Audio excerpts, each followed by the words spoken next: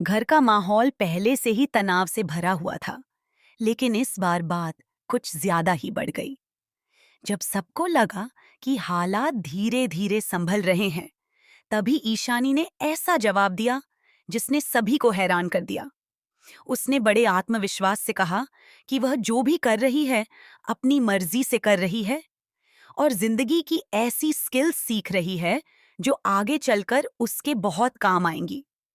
लेकिन उसकी यह बात सुनकर सामने वाले भी चुप रहने वालों में से नहीं थे। तंज कसते हुए कहा गया कि असली स्किल तो ईशानी की यह है कि वह लोगों को बहला फुसलाकर अपनी उंगलियों पर नचाना अच्छी तरह जानती है। बस फिर क्या था, माहौल और ज्यादा गर्म हो गया।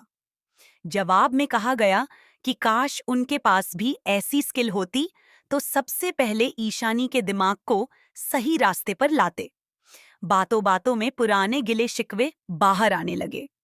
आरोप लगाया गया कि उसे इतनी भी समझ नहीं कि जो इंसान दिन भर मेहनत करके थका हारा घर लौटता है, उसे कम से कम घर में सुकून और आराम मिलना चाहिए।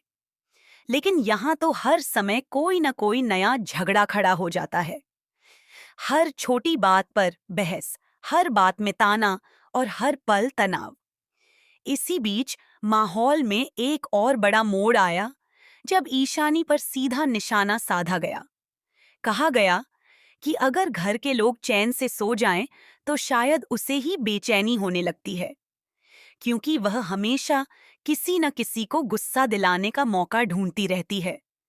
यह सुनकर ईशानी का गुस्सा भी सातवें आसमान पर पहुंच गया। लेकिन बात यहीं खत्म नहीं हुई। अचानक चर्चा कैफे के काम तक पहुंच गई। सवाल उठाया गया कि जब अनुपमा और दिग्विजय अंकल भी दिन रात मेहनत करते हैं, तो फिर सिर्फ ईशानी ही खुद को नौकरानी क्यों समझ रही है? आखिर ऐसा क्या है जो उसे हर जिम्मेदारी बोझ लगने लगी है? यह सुनते ही माहौल पूरी तरह विस्फोटक बन गया। आवाजें ऊंची होने लगीं, आरोप और जवाबी आरोपों का सिलसिला शुरू हो गया।